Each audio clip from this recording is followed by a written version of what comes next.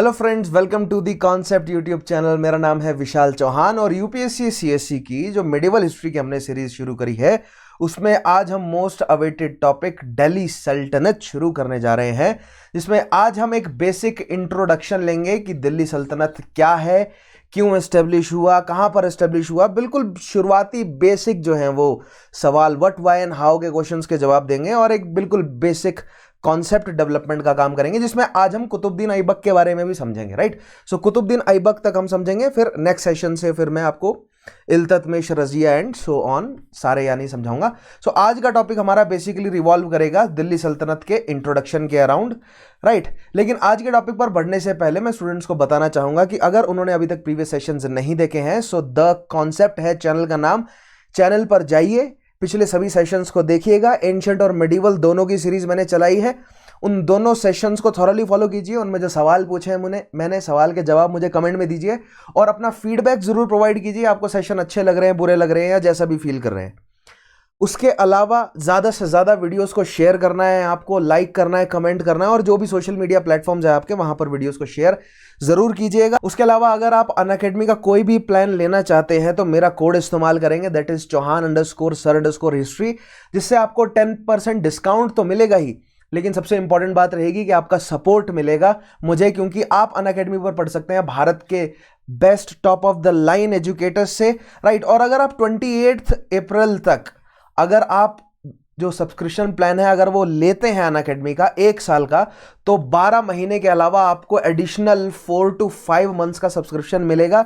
Right, और अगर आप कोड इस्तेमाल करते हैं मेरा चौहान_सर_हिस्ट्री तो आपको डिस्काउंट तो मिलेगा ही, लेकिन सबसे इंपॉर्टेंट बात रहेगी कि आपका सपोर्ट मिलेगा मुझे, जो कि मुझे बहुत जरूरत है जिसकी। राइट, हमारे प्लस और आइकॉनिक प्लान्स अवेलेबल हैं, जिसमें आइकॉनिक प्लान में ऑब्वियसली आपको ज़्यादा फीचर्स मिल रहे हैं, जैसे कि पर्सनल गाइडेंस, एजुकेटर्स से आपको जो है वो मतलब पर्सनली बातचीत करके जो है वो अपने पूरे स्टडी को प्लान करने का, स्टडी को पूरी की पूरी जो है वो पढ़ने के तरीके को मतलब आप जो है वो प्लान कर सकते हैं। एक्सपर्ट की गाइडलाइंस आपको मिलेंगी और सबसे इंपॉर्टेंट बात, अगर आप अभी रिसेंट में ये सब्सक्रिप्शन प्लान लेते हैं तो आपको प्रिंटेड स्टडी मटेरियल मिलेगा, जो कि एक बहुत बड़ी हाईलाइट है अनअकैडमी की। राइट, टॉप एजुकेटर्स ने जो है वो प्रिंट करके एक पूरा जो है वो हार्ड कॉपीज तैयार करी है यूपीएससी सीएससी के लिए, जीएस के लिए material, so make sure you avail that. उसके अलावा आपके टेस्ट एनालिसिस से जो है वो आपको बताया जाएगा कि कहाँ पर किन मतलब फील्ड्स में आप कमज़ोर हैं, कहाँ पर आप स्ट्रांग हैं। राइट, स्ट्रेंथ एनालिसिस का काम होगा। ये सब आपको आइकॉनिक प्लान में मिल रहा है। ठीक है, मेरा कोड इस्तेमाल करेंगे चौहान_सर_हिस्ट्री। सो जैसे कि मैंने ऑलरेडी कहा कि 10% डिस्काउंट तो मिलेगा ही, लेकिन सबसे इंपॉर्टेंट पॉइंट क्या है, सपोर्ट मिलेगा आपका मुझे। राइट, जिसकी मुझे सबसे ज़्यादा ज़रूरत है। उसके अलावा अगर आप चाहते हैं वर्ल्ड अफेयर्स की सीरीज़ आप सब्सक्राइब करें, या अनअकैडमी पाथफाइंडर जो करंट अफेयर्स की टेस्ट सीरीज़ है अगर आप अवेल करें, सो कोड इस्तेमाल कीजिएगा चौहान_सर_हिस्ट्री। अनअकैडमी आपके लिए 1 ईयर, 2 ईयर और एनसीईआरटी के बैचेस लेकर आया। उसके अलावा 3 मंथ बैचेस भी हैं प्री के लिए, make sure you check that out. Application को इंस्टॉल कीजिए, लर्निंग एप्लीकेशन को, और वहां जाके देखिए कि कौन कौन से प्लान्स आपके लिए बेहतर रहेंगे। उसके अलावा हर संडे अनअकैडमी की कॉम्बैट नाम से जो है वो स्कॉलरशिप टेस्ट रहता है, जिसमें टॉप 3 रैंकर्स को अनअकैडमी का फ्री सब्सक्रिप्शन मिलेगा और 4 करोड़ तक के जो है वो स्कॉलरशिप जीतने के आपके चांसेस बनते हैं। अवेल करने के लिए चौहान_सर_हिस्ट्री कोड यूज करें और एनरोल करें इस स्कॉलरशिप टेस्ट में। ठीक है, सो शुरू करते हैं। आज हमें दिल्ली सल्तनत के बारे में पढ़ना है। अभी तक हमने मेडिवल हिस्ट्री में क्या पढ़ा? अभी तक हमने मेडिवल हिस्ट्री में ट्राइपर्टाइट स्ट्रगल पढ़ा, जिसमें हमने देखा कि after the fall of Pushyabhuti यानी वर्धनों के फॉल के बाद किस तरह गुर्जर प्रतिहार, पाल और राष्ट्रकूटों ने कन्नौज के लिए स्ट्रगल किया। क्यों? क्योंकि जिसके हाथ में कन्नौज है उसके हाथ में गुजरात और बंगाल का ट्रेड है। ठीक है, फिर हमने देखा कि after the disintegration of Gurjara Pratihara, north west या नॉर्थ इंडिया या नॉर्थ वेस्ट वाले रीजन में राजपूत शक्तियां उभर कर आई, और राजपूतों में भी चौहान, परमार, प्रतिहार, सोलंकी। ठीक है, ये कौन है? ये अग्निकुल राजपूत है। उसके अलावा चंद्रकुल के हैं, जैसे कि चंडेल हो गए, चंडेल नाम से ही चंद्रकुल निकल रहा है। ठीक है, कालचुड़ी हैं, गढ़वाल हैं, ये सब जो है वो चंद्रवंशी। तो ये राजपूत हैं जो कि डिसइंटीग्रेटेड थे, डिसयूनिटी फैली हुई थी इनमें, जिसका फायदा पहले गजनविड इन्वेडर्स ने उठाया और फिर घुरिड्स ने। तो गजनवी और घुरिड्स के इन्वेजन, ट्राइपर्टाइट स्ट्रगल, साउथ इंडिया में हमने चोल एम्पायर की शक्ति में आना और उनकी शक्ति का डिसइंटीग्रेशन, ये सारे टॉपिक्स ऑलरेडी हमने एस्टेब्लिश कर लिए, यानी अर्ली मेडिवल हिस्ट्री हमने थॉरली कवर कर ली है।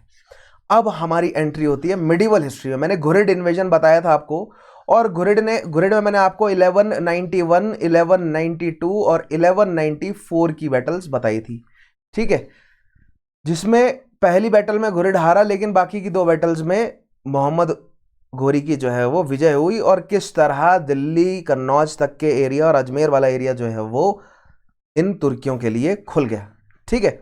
सो आई होप तुर्की और अरेबियंस, मैंने आपको इस्लाम का डेवलपमेंट और फिर अरेबियन मतलब एक्सपेंशन, अरेबियंस के अंडर इस्लाम का एक्सपेंशन, और फिर भारत में तुर्कियों के अंडर इस्लाम का एक्सपेंशन जो है मैंने आपको वो समझाया था, ठीक है।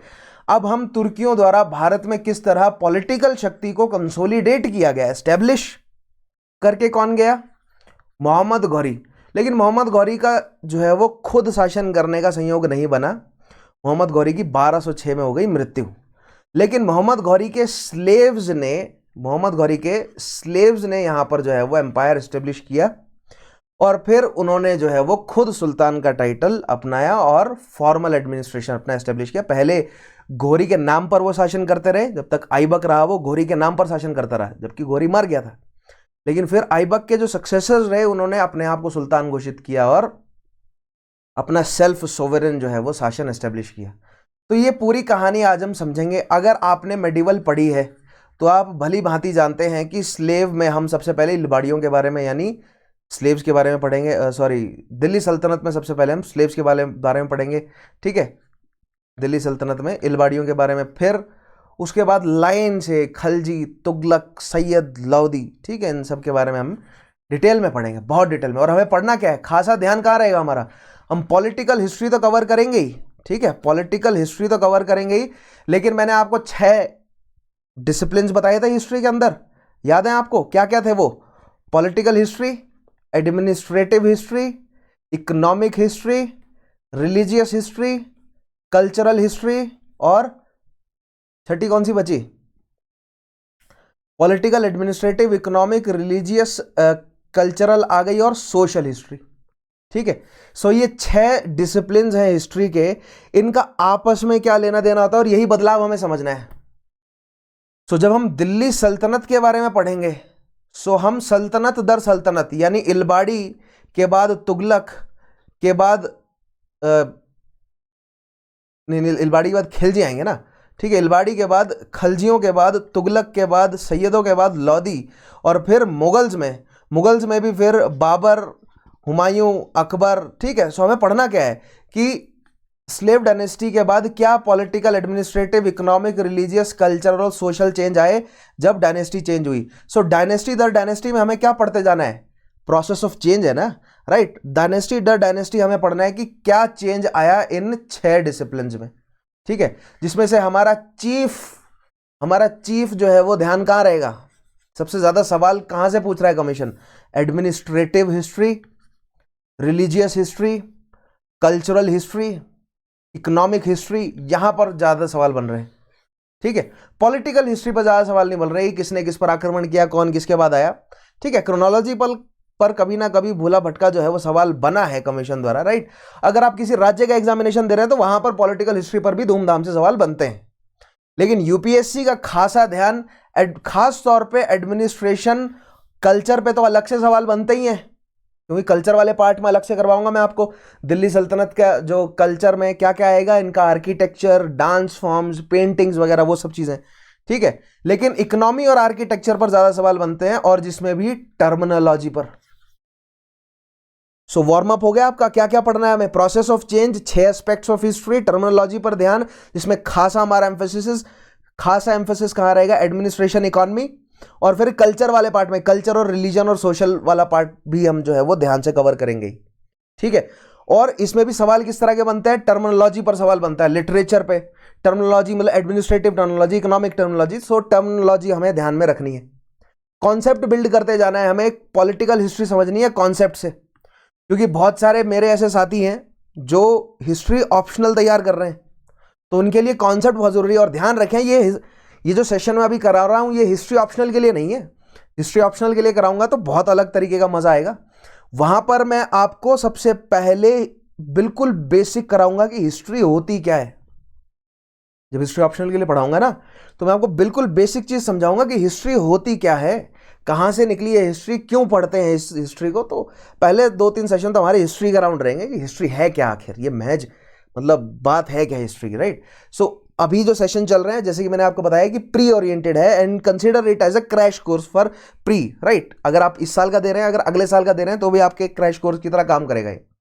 एक सेशन में देखते जाइए, कॉन्सेप्ट और फैक्ट इकट्ठा करते जाइए, ठीक है। सो आई होप आपकी जो है वो अब क्लियर हो गया होगा आज हमें पढ़ना क्या है, ठीक है, हमारा कोर ध्यान किस पर रहेगा। सो आज के सेशन में हमें एक बेसिक इंट्रोडक्शन उठाना है और कुछ हम कुतुबुद्दीन ऐबक के बारे में देखेंगे, ठीक है। खैर शुरू करते हैं। The invasion of Mahmud of Ghazni.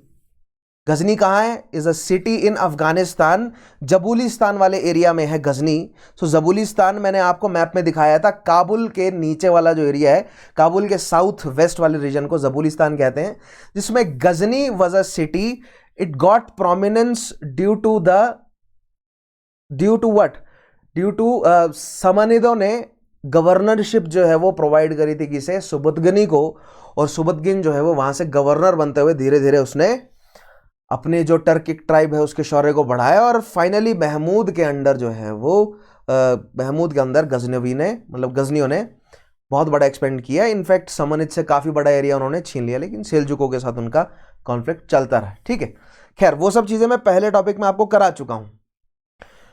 The invasion of Mahmud of Ghazni made way for the future occupation of Punjab by Arabs and Turks. अब देखिए भारत में गजनी के इन्वेजन के क्या इम्पैक्ट रहे कि महमूद ऑफ गजनी ने जो भारत में इन्वेड करके भारत में प्लंडरिंग करी है, उस वजह से अन्य अरब्स और तुर्कियों को यह बात क्लियर हो गई कि गुर्जर प्रतिहारों के समय जो हिंदू राजा मजबूत थे वो मजबूती अब हिंदू राजाओं की बची नहीं, क्योंकि गजनवी ने पंजाब को कंसोलिडेट करके रखा हुआ था, ठीक है। तो वो अगर पंजाब आपके हाथ में है, एक साइड पंजाब आपके हाथ में है, दूसरी साइड मुल्तान और ऊश आपके हाथ में है, ठीक है। ये मैप पे देखिए, एक साइड पंजाब आपके हाथ में है, दूसरी साइड मुल्तान और ऊश अगर आपके हाथ में है, तो आप बहुत आसानी से दिल्ली और दूसरी साइड गुजरात तक जो है वो इन्वेड कर सकते हैं, जो कि रिपीटेडली गजनी कर भी रहा था।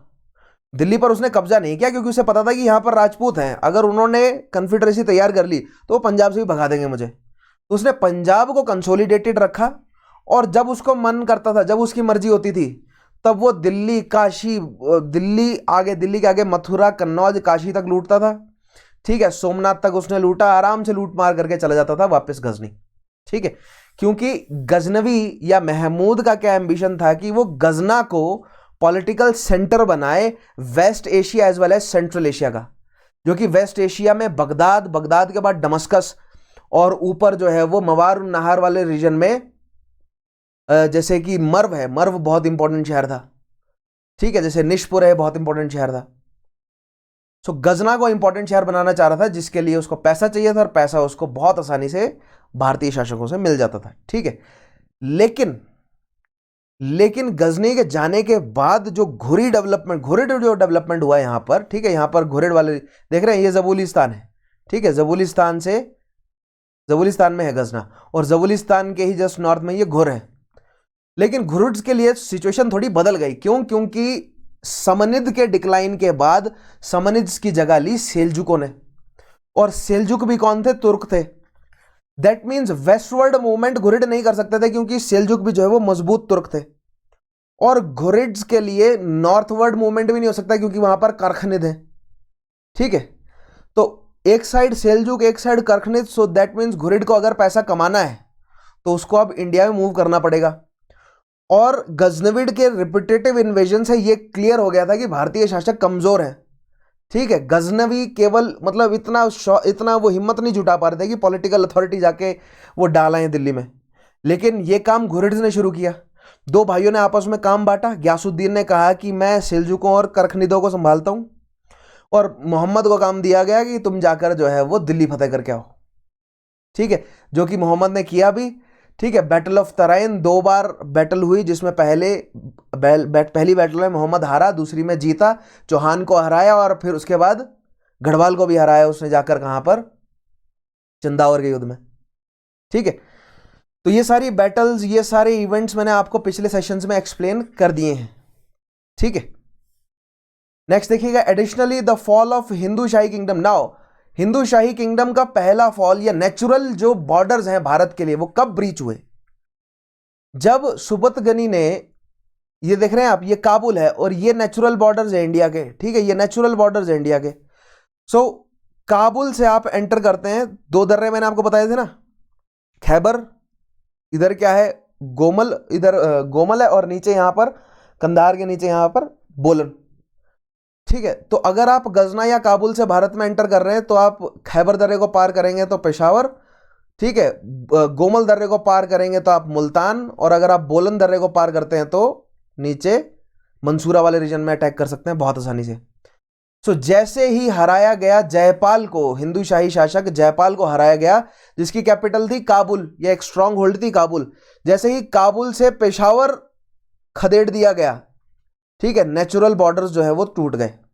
अब बहुत आसानी से इन्वेड करने लायक सेना खैबर दर्रे से पंजाब में एंटर कर सकती थी, और जैसे ही सेना ने एंटर किया बहुत आसानी से वो लाहौर को अपने कंट्रोल में कर सकते हैं। एक बार लाहौर और नीचे मुल्तान और ऊश कंट्रोल में आ गए, फिर उसके बाद तो लाइन से सारा एरिया सबजुगेट किया जा सकता है। So the breach of the natural borders with the defeat of Hindu Shahi kingdom, मतलब क्लियर कर दिया एकदम रास्ता कि आइए और अब लूट के जाइए। ठीक है, और जैसे कि मैंने आपको पिछले सेशन में बताया था ना, राजपूतों ने एक यूनाइटेड फ्रंट नहीं क्रिएट किया, जिसकी वजह से वो, जब मसूद इतना कमजोर था, उसको आसानी से राजपूत हरा सकते थे, लेकिन मसूद और उसके सक्सेसर्स बहुत आसानी से दिल्ली तक लूट के चले जाते थे फिर भी, क्योंकि राजपूतों ने अपनी हेडेक नहीं समझा एकजुट होकर मसूद और उसके सक्सेसर्स को काबुल तक जो है वो धकेलने।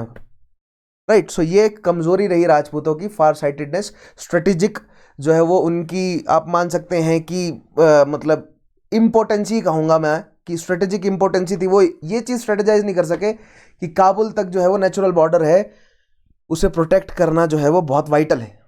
राइट, सो देखिएगा, additionally the fall of Hindu Shahi kingdom, presently Kabul valley of Afghanistan, Gandhara of Pakistan and western Punjab of India expose the frontiers of north western region. So Hindu शाहियों के जाने के बाद काबुल खैबर दर्रा खुल गया, गोमल दर्रा खुल गया, इन्वेड करने लायक सेनाएं आसानी से पंजाब में आ सकती थी। दूसरा कारण, next, the annexation of Multan by Mohammad Ghori led to the conquest of Sindh and Punjab. Multan गया, मुल्तान के जाते ही सिंध आ गया कंट्रोल में, मंसूरा और फिर मकरान की कोस्ट लाइन। तो अब जितना भी ट्रेड सिंध नदी के साथ आ रहा है, जो कि मकरान कोस्ट से फिर आगे दक्षिण Bharat as well as Arabia के साथ ट्रेड करेगा, उस पर जो है वो गौरी का कंट्रोल। ठीक है, यानी कि इकोनॉमिक स्ट्रेंथ बढ़ गई। अब गौरी को टेंशन लेने की जरूरत नहीं, क्योंकि ये सिंध मुल्तान पंजाब वाला जो एरिया है वो इतना प्रोडक्शन निकाल कर देगा कि उसकी सेनाएं फेड रहेंगी। ठीक है, और उसके एम्पायर में कहीं भी भुखमरी नहीं फैलेगी, तो वो कंसोलिडेट कर सकता है, जो कि गौरी ने किया भी, और जो कि सिखाया किसने, गजनी ने। ठीक है, कि पंजाब को कंसोलिडेट करो, सिंध मुल्तान को जीतो एक बार, फिर उसके बाद दिल्ली पर इन्वेड करो। तो गजनी क्या करता था, कंसोलिडेट करके रखा उसने, और फिर वो केवल दिल्ली तक लूटता था। लेकिन Ghurid was not a plunderer but he was an expansionist, because he can not expand towards westward, expansion नहीं कर सकता था क्योंकि वहां पर सिलजुक बैठे हैं, सिलजुक ज्यादा स्ट्रांग है। ठीक है, the Ghurid expansion towards east of Sutlej brought him against the Chauhans ruling the north India. अब देखिए, सतलुज जो है वो, ये जो रिवर्स है ना, ये नेचुरल बॉर्डर्स बनाती हैं। ठीक है, बहुत इंपॉर्टेंट है, ध्यान देना है आपको। जो नेचुरल बॉर्डर्स है एंशिएंट और मिडिवल टाइम में, रिवर्स खास तौर पे वो बॉर्डर्स बनाती हैं, लाइक चोल राष्ट्रकूटों के बीच में तुंगभद्रा। ठीक है, अंग्रेजों और सिखों के बीच में भी सतलुज नदी बॉर्डर बनाएगी। सिमिलरली तुर्कियों और हिंदू शाही राजाओं के बीच में भी सतलुज नदी बॉर्डर बना रही थी। सो सतलुज को जैसे ही क्रॉस किया, मालवा में जैसे ही एंटर किया, तो Tabarhind was the last military post जो कि डिफेंस कर रहा था दिल्ली का। एक बार तबर हिंद गिर गया तो फिर उसके बाद बैटल ग्राउंड है पानीपत और तराइन के, फिर वहां पर लास्ट स्टैंड लिया जाता है, डिफेंस किया जाता है।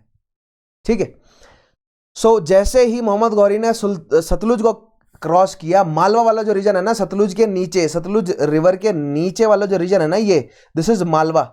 ठीक है, not the Malwa of central India, this Malwa is different Malwa, right. This is Malwa of Punjab, और मतलब पंजाब से नीचे का रीजन, पंजाब तो ये है ना, 5 नदियों के बीच का रीजन है। ठीक है, सतलुज से ऊपर और सिंध से नीचे, ये 5 यहाँ पर दर्रे हैं, सॉरी नॉट दर्रे लेकिन पासिस, फिर मैं दर्रे बोल रहा हूं, 5 द्वाब हैं ये, बिश्त, बाड़ी, जेश, रचना और सिंध सागर।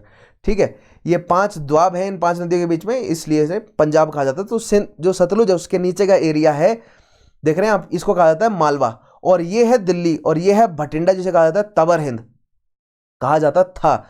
सो दैट मीन्स अगर जिसने भी सतलुज क्रॉस कर ली, एक तो सतलुज क्रॉस करना मुश्किल, बहुत लंबी चौड़ी नदी, और अगर आपको इन्वेड करने लायक यानी 10,000 20,000 सैनिक अगर आपको क्रॉस करना है तो कोई सीरियस माइंडेड व्यक्ति ही होगा जो सतलुज को लांघने की कोशिश करेगा।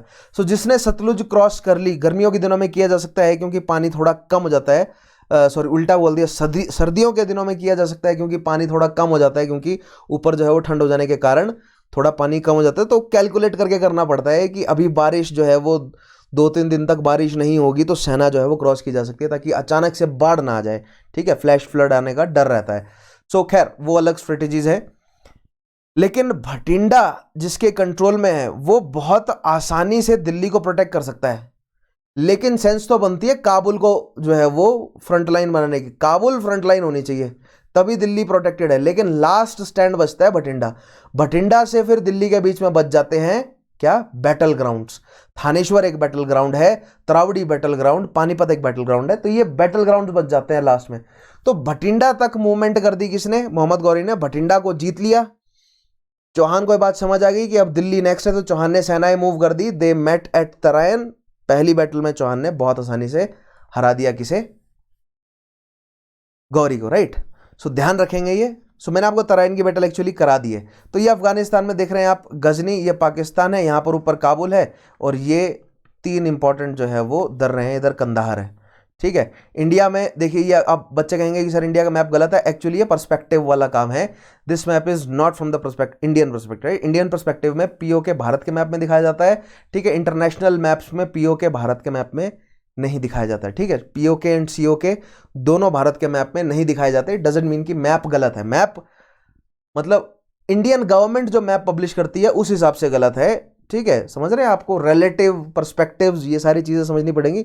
मोटी बुद्धि समझ रहे हैं, मोटी बुद्धि से आपको जो है वो थोड़ा बाहर निकलना पड़ेगा। डेंस जो बुद्धि है उसको थोड़ा सा आपको मतलब लाइट करना पड़ेगा, और बारीकियां छोटी मोटी आपको समझनी होंगी। ठीक है, आगे बढ़ते हैं। सो ये मैप मैंने आपको डिटेल में समझाया ही। ठीक है, इस मैप में क्या है, ये गजनी का ऑर्डर है। ठीक है, ये किरमान, मकरान, ये सब क्या है, ये गजनी के ट्रिब्यूटरीज हैं। और इधर जो है वो आप देख रहे हैं, क्या बोलते हैं इनको, मैंने आपको बताया था कि रे और हमदान तक का एरिया जो है वो गजनी ने अपने कंट्रोल में किया, उससे आगे वो मूव नहीं कर सका। ठीक है, तो खैर गजनी आज हमारा पॉइंट ऑफ इंटरेस्ट नहीं है। ये है हिंदू शाही। ठीक है, हिंदू शाही में आपको यहाँ बता देता हूँ, ये काबुल से लेकर, ठीक है, पंजाब वाला इतना जो एरिया है ना, दिस इज हिंदू शाही। फिर उसके नीचे यहाँ पर मुल्तान को अगर छोड़ देता हूँ, ठीक है, दिस इज हिंदू शाही। फिर लाहौर उनका इंपॉर्टेंट शहर है, पेशावर उनका इंपॉर्टेंट शहर है, काबुल उनका इंपॉर्टेंट शहर है, रावलपिंडी बाद में इंपॉर्टेंट शहर बना। ठीक है, उसके अलावा कांगड़ा इंपॉर्टेंट शहर है, कश्मीर इंपॉर्टेंट रीजन है उसका, फिर नीचे मुल्तान और फिर नीचे सिंध।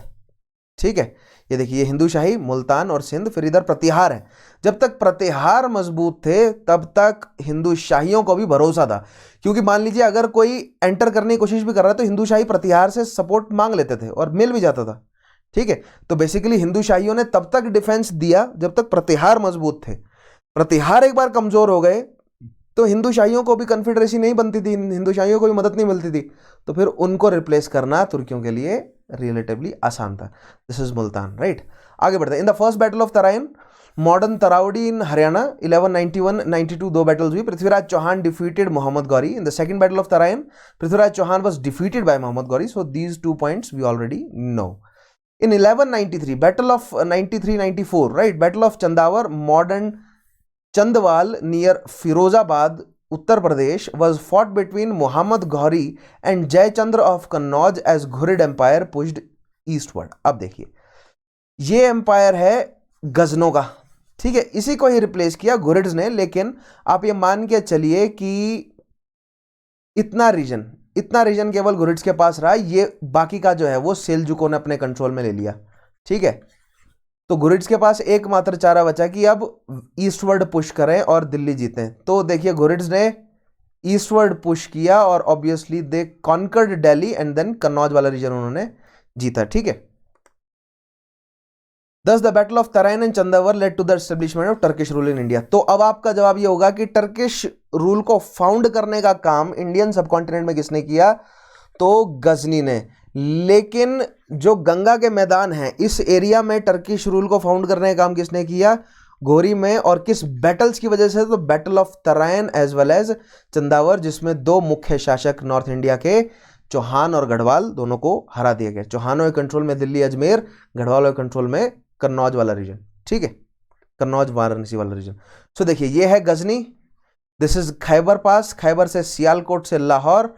ठीक है, और फिर भटिंडा तराइन दिल्ली होते हुए फिर आगे कन्नौज और बाकी सारे एरिया को जीता और दूसरी साइड अजमेर कंट्रोल किया। फिर आगे कहानी कहाँ जाएगी? एक साइड गुजरात, एक साइड बंगाल, और यहाँ पर नीचे सिंध मुल्तान, ये सारा रीजन तो अपना है ही। बीच में यहाँ पर रेगिस्तान है, इसलिए थोड़ा सा आना जाना मुश्किल हो जाता है, इसलिए दिल्ली वाले एरिया को जीतते हुए गुजरात को जीतना मुनासिब रहता है। आगे बढ़ते हैं। सो कन्नौज, गुजर प्रतिहार, पाल एम्पायर, तो ये मैप मैंने आपको पहले भी समझाए हैं। ठीक है ना, empire of Mohammad Ghauri AD 1194। सो घौरी देखिए कन्नौज तक जो है वो घौरी ने 1194 तक कंट्रोल किया और इधर मुल्तान, ऊश और नीचे सिंध जो है वो उसने अपना ट्रिब्यूटरी बनाया हुआ था। ठीक है, उसमें देखिए पंजाब उसका कंट्रोल में है। ठीक है, दिल्ली कंट्रोल में है उसके, दिल्ली द्वाब कंट्रोल में, कन्नौज तक। लेकिन कंटेम्पररी देखिए और कौन कौन है। अजय मेरू में चौहान हैं, लेकिन ध्यान दीजिएगा चौहानों को उसने जो पृथ्वीराज को हराकर पृथ्वीराज के जो लड़के हैं उनको उसने एज अपना ट्रिब्यूटरी बनाकर अजमेर में बिठाया, साथ में अपना गैरिसन उसने वहां पर छोड़ा। ठीक है, क्यों? ताकि जो लोकल लोग हैं वो तो किसके साथ ट्रेड करेंगे? वो तो चौहान के साथ करेंगे ना, लोकल लोग थोड़ी करेंगे घोरियों के साथ ट्रेड। इसीलिए जान बख्शी चौहानों की, उनके परिवार की, और ऑब्वियसली पृथ्वीराज को मारा लेकिन बाकियों को जो है वो रीअपॉइंट कर दिया ताकि ट्रेड फिर भी चलता रहे। उसके आस पड़ोस में देखिए कौन कौन है। ठीक है, परमार, गोंडवाना, कालचूड़ी, चंडेल। ठीक है, और ये इंपॉर्टेंट शहर आप देख ही रहे हैं उस समय के, तो ये मैप बहुत इंपॉर्टेंट है। कहां से मिलेगा आपको? आप जाएंगे चौहान_सर_हिस्ट्री टेलीग्राम चैनल है, वहां से ये मैप सारे आपको मिल जाएंगे। राइट, नेक्स्ट देखिएगा। The administration of Ghurids Indian possessions was entrusted to Qutbuddin Aibak. अब देखिए मैंने बोला था ना आपको कि गयासुद्दीन घोरी क्या कर रहा है।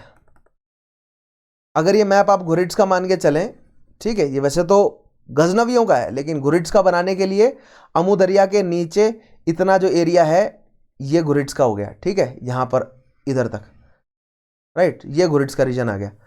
सो इधर सेल्जुक हैं, तो सेल्जुक लगातार जो है वो पुश कर रहे थे अंदर और गयासुद्दीन को मदद चाहिए थी। तो चंदावर में हराने के बाद, चंदावर में जयचंद को हराने के बाद वापस जाना पड़ा किसे? मोहम्मद को। किसकी मदद करने के लिए? गयासुद्दीन अपने भाई की मदद करने के लिए। और भारत में उसने किसको छोड़ा? अपने स्लेव कुतुबुद्दीन ऐबक को। ठीक है, और 1206 में जब मोहम्मद गौरी की डेथ हो गई, ठीक है, a slave commander of Ghori, with the death of Muhammad Ghori in 1206, Qutbuddin Aibak ended all connections with Ghurid Empire and founded the slave or Mamluk used for property in Arabic dynasty leading to the foundation of Delhi Sultanate। देखिएगा, Qutubuddin Aibak established the Delhi Sultanate।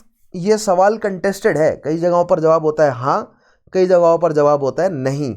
मेरा जवाब है हाँ। क्यों? मैं आपको बताता हूं। ठीक है, he does not proclaimed himself a sultan because he was a slave of Ghori and he was so loyal to Ghori, he was so loyal to Ghori even after he cut all the connections with his elder Mohammad Ghori's elder brother Ghiyasuddin. और गयासुद्दीन की भी शक्ति खत्म होने के बाद, क्योंकि सेल्जुकों ने लगभग घुरिड को जो है वो घेर लिया था और घुरी और गजना जो है वो सारे अपने कंट्रोल में ले लिए थे। दैट मीन्स अब सेल्जुक जो है वो सुप्रीम पावर हो गए थे अफगानिस्तान या खुरासान वाले रीजन में।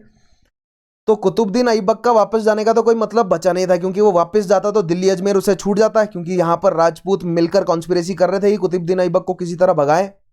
और दूसरी साइड खुरासन में क्या हो रहा है, वहां पर सेल्जुक इतने मजबूत हो गए हैं कि गयासुद्दीन भी खत्म हो गया है ऑलमोस्ट, ठीक है, और मोहम्मद घोरी तो मर ही गया। तो कुतुबुद्दीन ऐबक ने फैसला लिया कि मैं गयासुद्दीन के पीछे नहीं जा रहा, मेरा आका तो कौन था, मोहम्मद घोरी, वो तो मर गया, ठीक है, तो मैं अब मोहम्मद घोरी के नाम पर जो उसने जीत के गया है, दिल्ली जो जीत के गया, इसको चलाऊंगा, ठीक है। So though he acted as a sultan, right, rank उसका जो है वो कमांडर का था, जनरल का था, but he acted as a sultan, but he never took the title, sultan title उसने कभी नहीं लिया, लेकिन मेमलुक्स को एस्टेब्लिश जरूर करके गया वो, राइट। सो देखिएगा इस पूरे सेंटेंस में मैंने आपको बताया है, the administration of Ghurids, administration समझ रहे हैं, administration of Ghurids Indian possessions was entrusted to Qutbuddin Aibak, slave commander of Ghori. अब आप देख रहे हैं यहां पर जो अरबी और फारसी कल्चर है ना इनिशियल, उसमें स्लेव्स को कितनी अहमियत दी जा रही थी कि अगर काबिल स्लेव है तो ऑटोमेटिकली पढ़ लिख कर रैंक बढ़ाता रहेगा और जनरल तक की रैंक तक पहुंचा है, देखिएगा। और यही स्लेव्स फिर सुल्तान भी बने। With the death of Mohammad Ghori in 1206, Qutbuddin Aibak ended all connections with Ghurid empire and founded the slave और मैमुलक, ठीक है। कई जगह पर मैमुलिक लिखा जाता है, it's a French word for possession, right, और ये मतलब फ्रेंच और थोड़ा सा अरेबिक टच है इसमें, लेकिन इसकी रूट्स जो हैं वो आप फ्रेंच भाषा में निकालेंगे।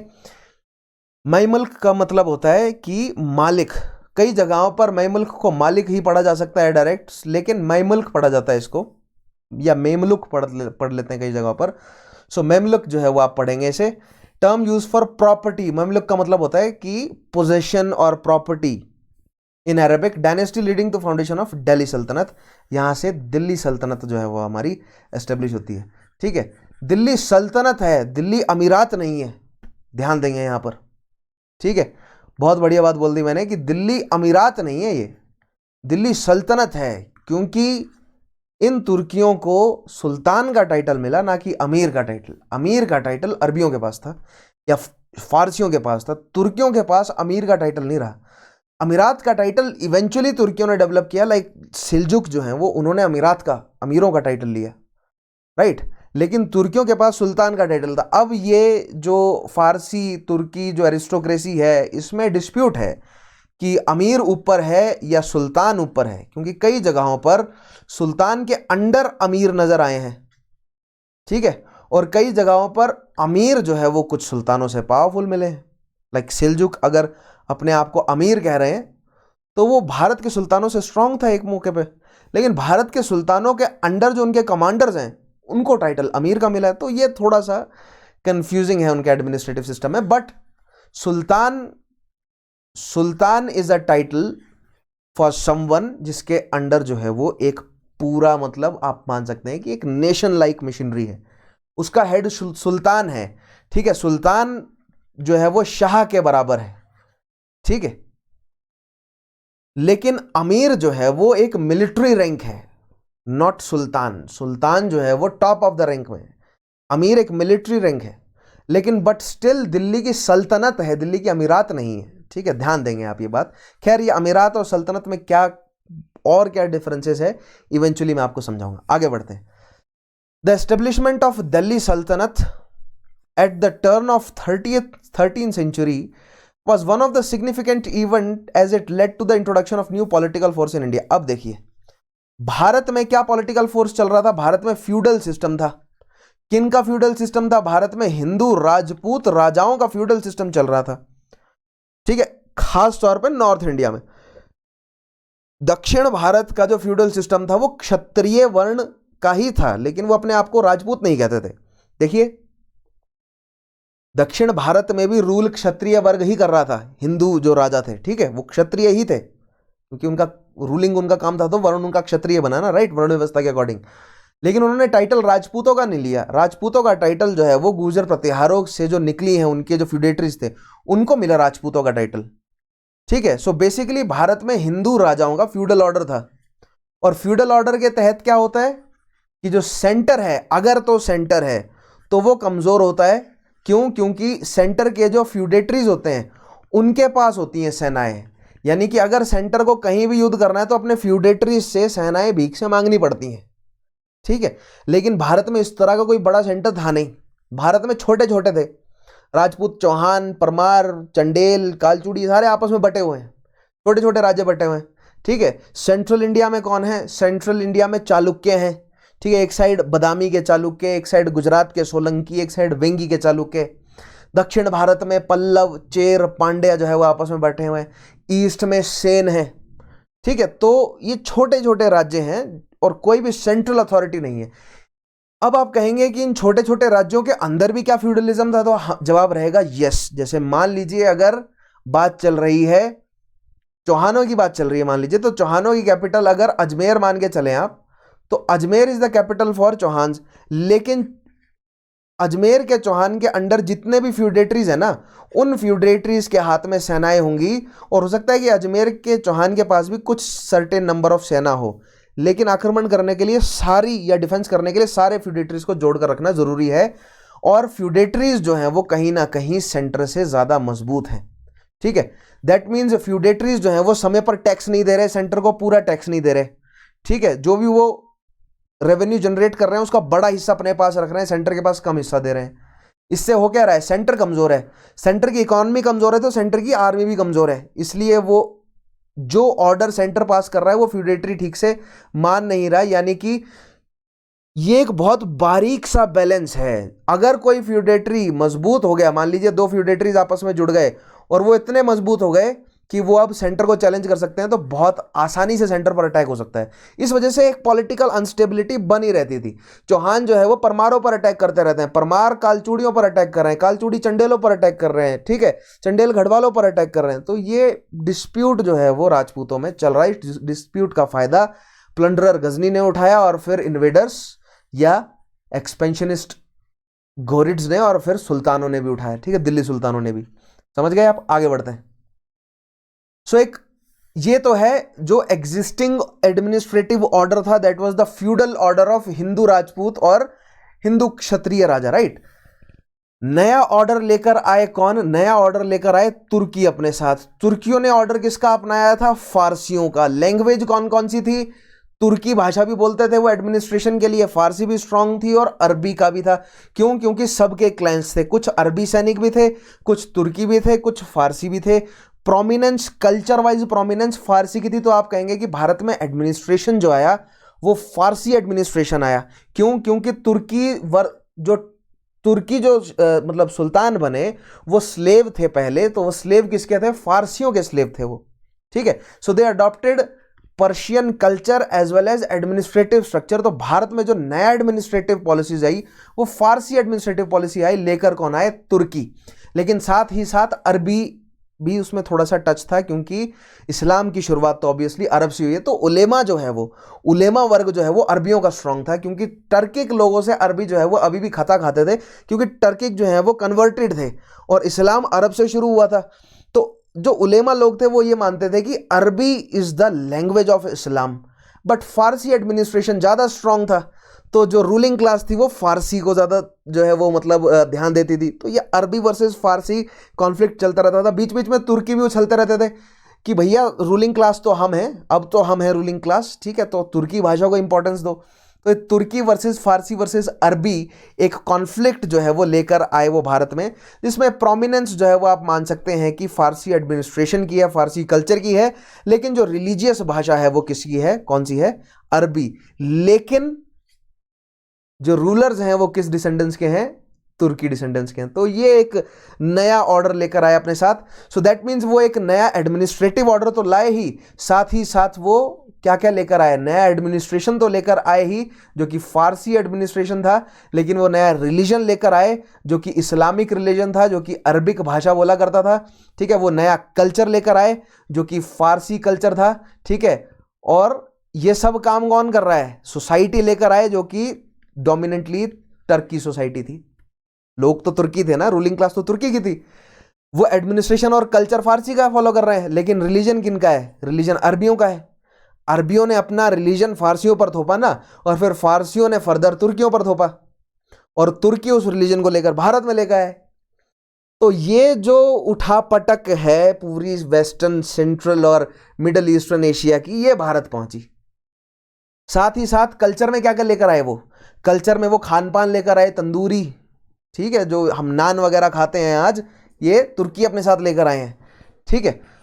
उसके अलावा special type of architectural system, special type of मतलब कोर्ट म्यूजिक, कोर्ट पोएम्स और ये सारी चीज़ें जो है वो नया कल्चर भी भारत में आया। और देखिए, अरबियों के साथ भारतीयों का रिलेशन बहुत पुराना है, ठीक है। फारसियों के साथ भी मान लीजिए भारतीयों का रिलेशन बहुत पुराना है, लेकिन तुर्कियों ने जब ये सब काम किया भारत में आके तो थोड़ा सा खींचतान रहा। लेकिन धीरे धीरे जो राजपूती कल्चर है उसके साथ तुर्की कल्चर्स जो है वो मिक्स होने शुरू हुए और हमें धीरे धीरे जो है वो इंडो इस्लामिक जो है वो कल्चर डेवलप होता हुआ नजर आएगा भारत में, ठीक है, जिनके एग्जाम्पल्स हमारे लिए बहुत नेसेसरी हैं। आगे देखिएगा, the campaigns of Mohammad Ghori made way for the rule of Turks and Afghans in India. अब देखिए यहां पर तुर्की, एक सेकेंड मैप में दिखाता हूं मैं आपको, तभी आपको अच्छे से समझ आएगा। इस मैप में देखते हैं, ठीक है, ये है, ये प्रेजेंट डे बॉर्डर्स के अकॉर्डिंग है, ठीक है। तो ये अफगान है, और अफगान बेसिकली कौन, जो खुरासन है, खुरासन वाले अफगान, ठीक है, काबुलिस्तान जबुलिस्तान वाले जो अफगान है। और तुर्की कहां से है, तुर्की ऊपर वाले रीजन से आए हैं, लेकिन उन्होंने अफगानियों को रिप्लेस किया, ठीक है। घुरिड वाला जो रीजन है, गजना वाला जो रीजन है, वो पहले अफगानियों के हाथ में था, वहां पर तुर्कियों ने अपना पॉलिटिकल ऑर्डर एस्टेब्लिश किया है, ठीक है। दैट मीन्स तुर्की जब भारत आ रहे हैं तो वो अपने साथ अफगानी सैनिक लेकर आएंगे, जैसे कि कौन, जैसे कि खलजी जो है वो पूरी तरह तुर्की नहीं है और पूरी तरह अफगानी भी नहीं है, मिक्स हो जाएंगे, वो मिक्स है, ठीक है। लेकिन अन्य कई जो है वो अफगानी पठान, जैसे पठान है, पठान अफगानी होते हैं, ठीक है, पख्तूनी जिन्हें कहते हैं। सो पठान जो है वो भारत में आएंगे, राइट, तुर्कियों के साथ। और ये पठानों और तुर्कियों के बीच में कॉन्फ्लिक्ट रहेगा बहुत पुराना, ठीक है। जिस तरह तुर्कियों ने भारत में आके राजपूतों को रिप्लेस किया, उसी तरह तुर्कियों ने अफगानों को भी रिप्लेस किया है उन्हीं के ही होमलैंड से। तो अफगानों और तुर्कियों में कॉन्फ्लिक्ट है। इसीलिए जब हमें दिल्ली सल्तनत का कोर्ट पढ़ने को मिलेगा या मुगलिया सल्तनत का कोर्ट पढ़ेंगे हम, तो उसमें हम कोर्ट में दो फैक्शंस पाएंगे, एक तुरानी यानी एक तुर्की के फैक्शंस और एक अफगानी फैक्शंस, और ये आपस में लड़ते हुए नजर आएंगे हमें। जिसमें से अफगानी चतुर रहे, उन्होंने जल्दी से जल्दी बंगाल को कंट्रोल किया, इसीलिए बंगाल और दिल्ली में भी कॉन्फ्लिक्ट रहेगा, क्योंकि बंगाल की जो नोबिलिटी है वो डोमिनेटेड है बाय अफगान्स, ठीक है। समझेंगे हम कैसे, समझ रहे हैं ना। भारत में जो भी अटैक करने आया है या जो भी शासन करने आया है, उसका मेन मुद्दा क्या है, दिल्ली, बंगाल और गुजरात तीनों को कंट्रोल में करें। तो बंगाल में जाकर पहले अफगानी बस गए, तुर्कियों से पहले अफगानी जाकर बस गए बंगाल में, ठीक है। तुर्की अपने साथ रोहेलों को भी लेकर आए, तो उन्होंने रोहेल, प्रेजेंट डे जो रोहेलखंड वाला रीजन है, ठीक है, रोहेलों ने वो कंट्रोल में किया अपने, इन्हें बंगश पठान कहा जाता है वो भी अफगान। अब बात करते हैं दिल्ली सल्तनत के बारे में कुछ। So the phrase Delhi Sultanate refers to the history of northern India extended from 1206 से 1526 with the first battle of Panipat तक। नॉर्दर्न इंडिया यानी कि पूरा का पूरा गंगा यमुना का प्लेन, और उसके अलावा जो सिंध नदी का, जो सिंध और पंजाब वाला जो रीजन है, पंजाब सिंध मुल्तान, इस पूरे रीजन पर जो एम्पायर ने शासन किया, मतलब जिन डायनेस्टीज ने शासन किया, उनको दिल्ली के सुल्तान कहा जाता है। 1206 से 1526 तक उनका शासन रहा। तो अगर उन्हें दिल्ली के सुल्तान कहा जाता है, दैट मीन्स दिल्ली को ही, जिसे वो देहली पढ़ते थे, ठीक है, उसको वो देहली पढ़ते हैं, देहली को ही क्यों उन्होंने कैपिटल चूज किया, ये भी एक सवाल बनता है, ठीक है। तो इस सवाल का जवाब आप लोग जानते हैं, मैंने कई बार समझा दिया है कि दिल्ली या दिल्ली के आसपास ये जो दिल्ली द्वाब वाला पूरा रीजन है, चाहे आगरा शहर हो, कन्नौज हो, कोई भी शहर हो, इनमें से इस शहर की या इस पूरे रीजन की क्या इंपॉर्टेंस है, यहां से बैठे बैठे गुजरात, बंगाल और नॉर्थ वेस्ट फ्रंटियर तीनों पर कंट्रोल रखा जा सकता है, ठीक है। और दिल्ली इतना इंपॉर्टेंट इसलिए था इनके लिए क्योंकि सेल्जुकों का आक्रमण करने का खतरा बना हुआ था, या इस तरह भी कहा जाए कि दिल्ली सुल्तानों की जड़ें आखिर थी तो नॉर्थ वेस्ट फ्रंटियर के पार ही, काबुल, तो वो जुड़े रहना चाहते थे, ठीक है। It refers to the rule of 5 successive dynasties. These dynasties were slave, Khilji या जिसे खलजी पढ़ा जाता है, तुगलक, सैयद और लोदी, ठीक है। सो इनके बारे में मैं आपको एक एक करके डिटेल में समझाऊंगा। ठीक है, क्या क्या समझेंगे हम? Political history, administrative history. ध्यान रखना है आपको, एंशियंट और मिडिवल पढ़ने का यही मंत्र है कि हर डायनेस्टी, हर एम्पायर का क्या क्या पढ़ना है आपको, हर फेज ऑफ हिस्ट्री में आपको क्या क्या पढ़ना है। Political history, administrative history, economic history, religious history, cultural history और सोशल हिस्ट्री। इन 6 एस्पेक्ट्स को डिटेल में पढ़ना है और इन्हीं में ही क्या चेंज आया वो समझना है। यानी स्लेव से खलजी में इन 6 एस्पेक्ट्स में क्या चेंज, खलजी से तुगलक में इन 6 एस्पेक्ट्स में क्या चेंज। यानी मान लीजिए खलजी से, और खास तौर पे हमारा ध्यान किस पर रहेगा? इकोनॉमिक और एडमिनिस्ट्रेशन पर, और रिलीजन, कल्चर और सोसाइटी। ये जो 3 हिस्से हैं ये कल्चर वाले पार्ट में पढ़ेंगे हम। ठीक है, चलो सोसाइटी वाला पार्ट हम हिस्ट्री में रख लेते हैं, रिलीजन और कल्चर तो हम कल्चर वाले पार्ट में अलग से पढ़ेंगे ही।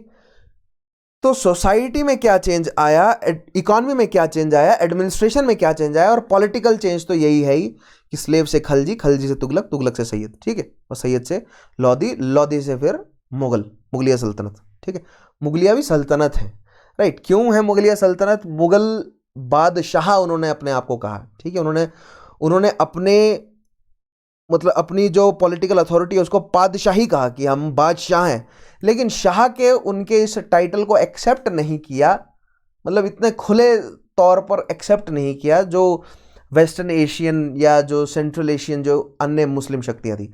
इसलिए वो मुगलिया सुल्तान कहते थे कि तुम भी सुल्तान हो, तुम शाह कहलाने लायक नहीं हो। ठीक है, तो ये कॉन्फ्लिक्ट्स हैं, धीरे धीरे मैं आपको समझाऊंगा क्या है। ठीक है, तो ये कुछ रफ से मैप हैं। मेमलुक्स देखिए, मेमलुक्स ने एंटर किया पंजाब वाले एरिया से और पहले उन्होंने बंगाल को टारगेट किया, और बंगाल तक पहुंचने वाले कौन है? तुर्की नहीं है, अफगान पहुंचे बंगाल पहले, जबकि तुर्की और अफगान दोनों साथ में आए थे।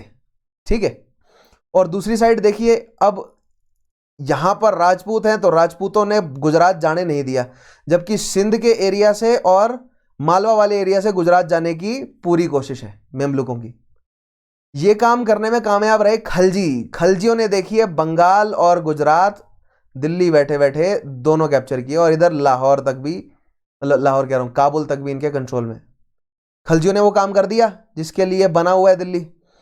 नेक्स्ट बचता है अब तुगलकों के लिए क्या काम बचा कि दक्षिण भारत को कंट्रोल में किया जाए। सो तुगलकों ने क्या किया? मोहम्मद बिन तुगलक ने गुजरात अपने हाथ में, बंगाल अपने हाथ में, दक्षिण भारत तक जो है वो कंट्रोल करने और लूट मारने की कोशिश करी। जो अब देखिए, ये जो ओवर एक्सपेंशन है ये इतना महंगा पड़ा कि इसके बाद जो रिपरकशन हुआ वो एम्पायर का श्रंक हो जाना था। तो लोदियों तक आते आते वही दिल्ली द्वाब से लेकर बंगाल में देखा अफगानों ने अपने आप को आज़ाद घोषित कर दिया। ठीक है, अफगान जो है वो दिल्ली के सुल्तानों के कंट्रोल में नहीं है। इसके बाद आएंगे फिर मुगल। ठीक है, आगे बढ़ते हैं। तो इन मैप्स को आगे मैं डिटेल में समझाऊंगा ही, लेकिन आपको एक बेसिक ट्रेंड पता होना चाहिए कि पहले देखिए, पहले बंगाल को, फिर गुजरात को, फिर दक्षिण भारत को, फिर उनके हाथ से छूट गया सब कुछ।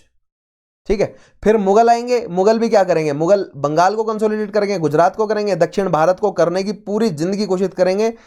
औरंगजेब तक यही कोशिश करेगा कि दक्षिण भारत को कंट्रोल करें, लेकिन नहीं होगा। फिर आएंगे अंग्रेज। अंग्रेज पॉलिसी बदल देंगे, क्योंकि चाहे दिल्ली सुल्तान हो, मुगल हो, मंगोल हो, मतलब तैमूर लैंग हो, वो सब नॉर्थ वेस्ट फ्रंटियर से आए। अंग्रेज आए समुद्री रास्ते से, तो अंग्रेजों की स्ट्रेटजी अलग हो सकती थी। उन्होंने बंगाल से कैप्चर करना शुरू किया। ठीक है, उन्होंने बंगाल और फिर धीरे धीरे दक्षिण भारत पोर्ट सिटीज को कैप्चर किया। फिर उन्होंने धीरे धीरे नॉर्थ वेस्ट फ्रंटियर को कंसोलिडेट किया, और जो अंदर वाले बचे उनको फिर 1858 तक कंट्रोल में। ठीक है, पूरी तरह। और फिर क्राउन का शासन। तो अंग्रेजों ने किस तरह कंट्रोल किया वो भी डिटेल में समझाऊंगा। उनकी क्या स्ट्रेटजी थी और कैसे मुगलों से अलग थी उनकी स्ट्रेटजी, मुगलों की सुल्तानों से कैसे अलग थी, सुल्तानों से पहले जो भारतीय शासक थे वो क्यों नहीं कर सके कंट्रोल, उनको क्यों नहीं समझ आया कि बंगाल और गुजरात दोनों कंट्रोल करना है। और अगर उन्हें पता था, जैसे ट्राइपार्टाइट स्ट्रगल में हमें देखने को मिलता है कि उन्हें पता था बंगाल और गुजरात को कंट्रोल करना है, सो वो कामयाब क्यों नहीं हो। तो हमें कंपेयर करना है, राइट, पॉलिटिकल हिस्ट्री को कंपेयर करना है उनकी एडमिनिस्ट्रेटिव हिस्ट्री को। अंत में ये कंक्लूजन्स करवाऊंगा। तो जब हम रिवीजन वाले सेशन करेंगे ना, जिसको आप मैराथन बोलते हैं, जिसमें लोग फैक्ट्स पढ़ाते रहते हैं, मैं जब मैराथन करवाऊंगा ना आपको, तो ये 6 एस्पेक्ट समझाऊंगा हर एक में। चार्ट में कराऊंगा पूरा बना के, ये 6 एस्पेक्ट सब पहले पूरा सिलेबस समझाता हूं आपको मैं, फिर जब रिवीजन करवाऊंगा तब आपको क्लियर होगा कि अच्छा हाँ हो तो रहा है चेंज, एविडेंट होगा, आपके सामने दिखेगा आपको। और वो इतना बेहतरीन रिवीजन होगा, वैसे रिवीजन आपने कभी नहीं किया होगा। ठीक है, बहुत मजा आएगा, इसीलिए मैं बोलता हूं। और अगर आप रेगुलर स्टूडेंट्स हैं मेरे, तो आप जानते हैं कि मजा आता है पढ़ने में, ठीक है। बेशक सेशंस लंबे होते हैं, लेकिन अगर आपको भैया आपको प्रजापति बनना है, अगर आपको एडमिनिस्ट्रेटर बनना है, तो आपको समय तो लगाना पड़ेगा भैया, ठीक है। ये लग्जरी तो आपको लेनी ही पड़ेगी, ये तो खर्चा आपको करना ही पड़ेगा समय का, ठीक है। आगे बढ़ते हैं। Delhi as the seat of Turkish and Afghan power. Delhi ही क्यों, तराइन क्यों नहीं, ठीक है, या लाहौर क्यों नहीं, या उसके अलावा मान लीजिए तबर हिंद क्यों नहीं, दिल्ली के नीचे अजमेर क्यों नहीं, गुजरात क्यों नहीं, पहले ही बंगाल क्यों नहीं, दिल्ली ही क्यों, ठीक है। There are two main reasons behind making Delhi a seat of power. पहला तो strong foothold, as access to Gangetic plains as well as to central. मैंने आपको बताया ना, दिल्ली से Ganga as well as Gujarat दोनों को रास्ते, right. Proximity to north west, और फिर उसके अलावा नॉर्थ वेस्ट। तो यही चीजें मैंने आपको ऑलरेडी समझा दी है, दिल्ली की क्या इंपॉर्टेंस है, ठीक है। आगे बढ़ते हैं। एक्सपेंशन ऑफ दिल्ली सल्तनत। अब दिल्ली सुल्तानों का एक्सपेंशन कैसे हुआ, वैसे तो डिटेल में पढ़ेंगे ही, लेकिन आज का सेशन केवल इंट्रोडक्टरी है, तो कुछ बेसिक चीजें बता देता हूं ताकि आप प्रिपेयर हो जाएं कि आगे क्या पढ़ने जा रहे हैं, ठीक है। Now during the early 13th century, the control of Delhi sultans rarely went beyond heavily fortified towns occupied by garrisons. These sultans rarely controlled the remote areas of the cities and were therefore dependent on trade, tribute और plunder for supplies. अब देखिए, शुरुआत में दिल्ली सुल्तान आए तो क्या उनके लिए भारत में एम्पायर एस्टेब्लिश करना मुमकिन रहा होगा या आसान रहा होगा? देखिए, यहां पर आपको समझना पड़ेगा कि एम्पायर क्यों और कब और कैसे एस्टेब्लिश होता है, ठीक है। एम्पायर एस्टेब्लिश करने का मतलब यह है कि कैपिटल आपके कंट्रोल में, नॉट जस्ट कैपिटल, लेकिन कैपिटल के आस पड़ोस जो गांव है ना, उस गांव में आपका एडमिनिस्ट्रेशन होना चाहिए, उस गांव पर आपकी पकड़ होनी चाहिए। लेकिन दिल्ली सुल्तान जब भारत आए तो आपको लगता है कि भारतीय गांव वालों ने उनसे ठीक से बात करी होगी, सीधे मुंह बात करी होगी? नहीं, जब भाषा ही नहीं मिल रही तो बात कैसे करेंगे, ठीक है। जो तुर्की बोल रहा है वो हमें नहीं समझ आ रहा, जो हम बोल रहे हैं वो उन्हें नहीं समझ आ रहा, वो हमें तलवार दिखा दे रहे हैं, हम भाग जा रहे हैं। ऐसा कई सालों तक होता रहा, ठीक है। सो दैट मीन्स जितने भी फोर्ट्स उन्होंने कैप्चर किए थे ना, उन फोर्ट्स में सैनिक रख के, जितने भी इंपॉर्टेंट ट्रेड रूट्स हैं, उन ट्रेड रूट्स में अपनी सेनाओं को ले जाकर, जितने भी इंपॉर्टेंट शहर हैं उनको फोर्टिफाई करके, उन्होंने जबरन मिलिट्री शक्ति का इस्तेमाल करके ट्रेड जो है वो धीरे धीरे अपने हाथ में लेने की कोशिश करी। This was again a difference between Arabians and Turkies. Arabians के साथ भारतीय बहुत प्यार से ट्रेड कर ले रहे थे, लेकिन अरेबियंस को पता था कि केवल कोस्टल रीजन वाले भारतीय या सिंध के रीजन के आसपास वाले भारतीय हमसे ट्रेड करते हैं। जो मेनलैंड राजपूत हैं, जो मेनलैंड भारतीय हैं, वो नहीं ट्रेड करेंगे हमसे, क्योंकि हिस्टोरिकली वहां तक हमारा ट्रेड फैला ही नहीं है। सो अरबियों का कोस्टल रीजन वाले भारतीयों के साथ अच्छा रिलेशन था, लेकिन तुर्कियों का कभी भी नहीं रहा ना ऐसा ट्रेडिंग रिलेशन भारतीयों के साथ। सो मतलब इतना बेहतर ट्रेडिंग रिलेशन जितना अरबियों का था।